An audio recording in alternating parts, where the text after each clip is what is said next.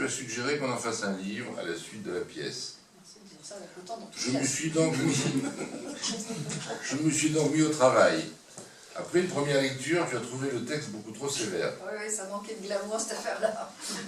C'est alors que tu as eu la bonne idée d'en faire un roman historique. Oui, un peu d'amour et de légèreté, tout seul. Oui. Comme d'habitude, tu m'as convaincu que tu avais raison. Nous avons joué la partition à 4 mains. Et c'est comme cela qu'ont débarqué dans cette histoire le colonel Jacques-Auguste de la Mérante, ordonnance de l'empereur, et sa jeune épouse Clara. C'est par eux que nous suivrons Napoléon III durant cette année terrible, car Jacques-Auguste de la Mérante sera très souvent le quotidien de l'empereur. On pourrait peut-être à présent préciser pourquoi ce sujet te tient depuis si longtemps à cœur. Ça me paraît évident. C'est parce que je souhaitais réhabiliter cet empereur nourri d'idées libérales, cet humaniste mal connu et mal aimé. Mais encore... Accouche. On va pas tout révéler. Si, il le faut. Livre-nous un petit peu de scoop, à soi, petit Oh. Eh bien, puisque tu y tiens, mon arrière-grand-père, côté maternel, était un fils naturel de Napoléon III. Eh, en voilà une affaire. Ça m'amuse beaucoup de dire que j'ai une goutte de sang des Beauharnais qui coule dans mes veines, par cocotte notoire interposée. Enceinte, la dite cocotte avait été priée d'aller accoucher discrètement ailleurs. Elle avait donc été limogée. Limogée et pensionnée. Autrement dit, envoyée à Limoges, d'où le berceau familial de ma mère.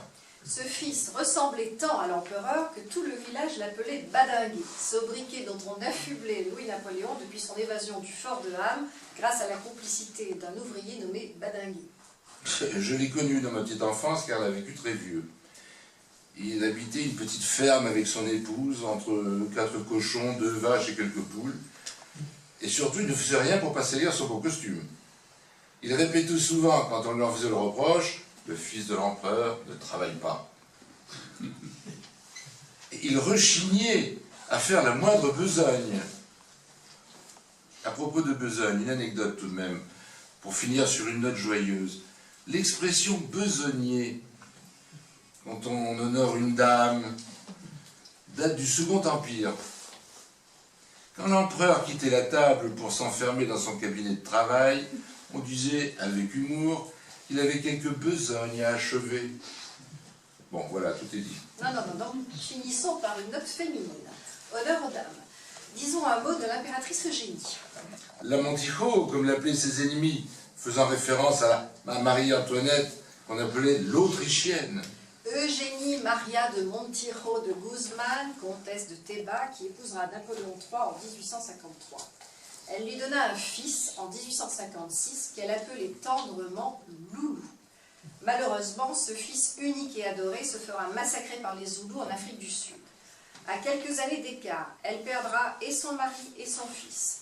L'impératrice qui avait poussé Napoléon III dans la guerre contre la Prusse fut régente en août 1870 et dut prestement quitter Paris pour l'Angleterre au lendemain de la capitulation de Sedan le 2 septembre. Mais elle aura sa revanche en apprenant la victoire de la France sur l'Allemagne, puisqu'il mourut en 1920 à l'âge très honorable de 94 ans.